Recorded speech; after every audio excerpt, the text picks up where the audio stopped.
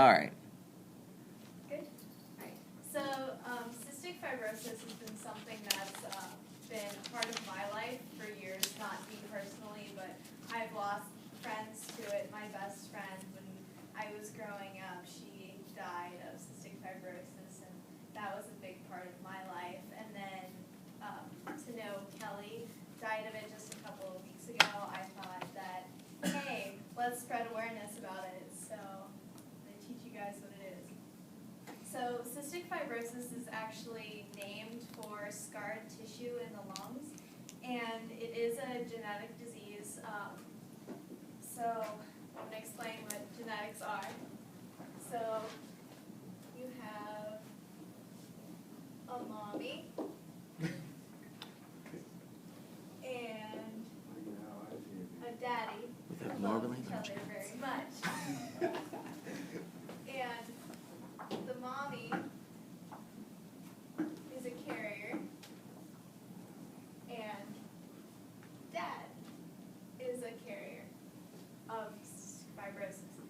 So when mommy and daddies who love each other very much make babies,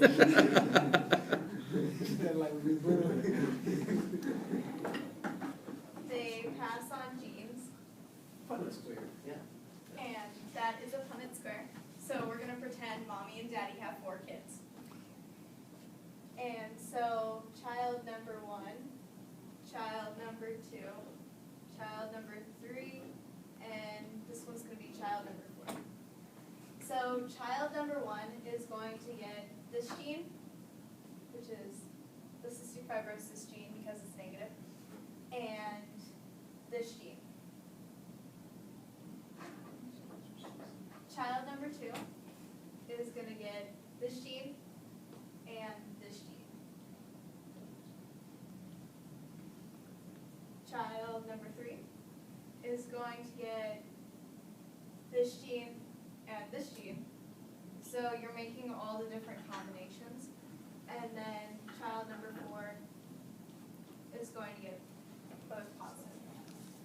So child numbers 2 and 3 are going to be carriers. I'm just not going to write it. Because they have both a positive and a recessive gene. So their kids may or may not have cystic fibrosis, and it'll be passed down. Child number 4 is going to be completely clear because both positives. And child number 1 will have cystic fibrosis. So this isn't a very common disease. It's about 1 in 4. So child number 1, what he's or she is going to go through, let's make a new one. The arrow at the bottom. The arrow, this arrow? Mm-hmm. Okay. So that child, his lungs or her lungs, a healthy lung is going to look like this. That's a lung cell. And mucus is going to be able to make its way out and not fill up lungs. That's what's supposed to happen. And a child with cystic fibrosis is going to have mucus fill up, but instead of leaving, there's going to be a block right here. And this will cause inflammation and flooding of lungs, causing the child to ultimately suffocate, which is not good. And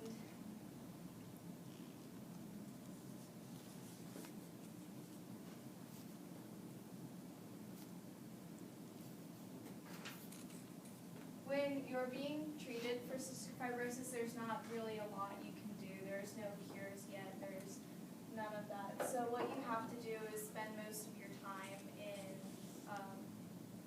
a hospital getting treated for this. They kind of take all that, and sometimes you need a new lung transplant and stuff like that. So it's very invasive, and sometimes, like with Kelly, her lung transplants didn't work out, and they ultimately ended up flooding again because they didn't agree with her systems.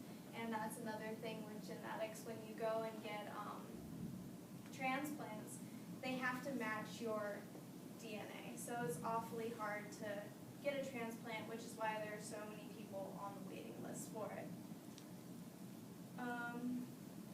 The first case was a little girl in the early 19th century who had died, and nobody knew what it was from, so they did an autopsy on her. They found that her lungs were inflamed and they were flooded with mucus, which is what this is. The first person who was actually able to describe cystic fibrosis was a doctor named Dorothy Anderson in the 20th century, and she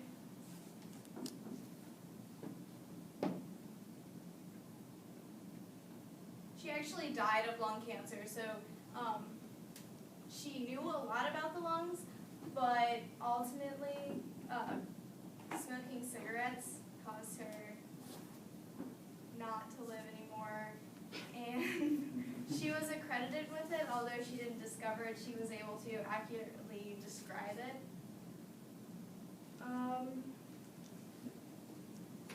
The result of the blockage is constipation, foul-smelling, greasy fecal matter,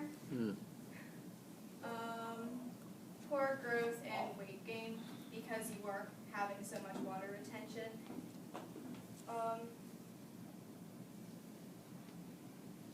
Sometimes it leads, this is pretty gross, but it leads to rectal prolapse or prelapse, which is where you try to go to the bathroom, but you can't, and the insides come out with it because you're not getting enough oxygen and secreting that mucus, which helps everything go smoothly. So you can die of that as well. It just leads to so many other things. And I should probably stop. That's about time, yeah. Do you have a conclusion you'd like to? Just being aware of it, I guess, is... Okay. Thank you.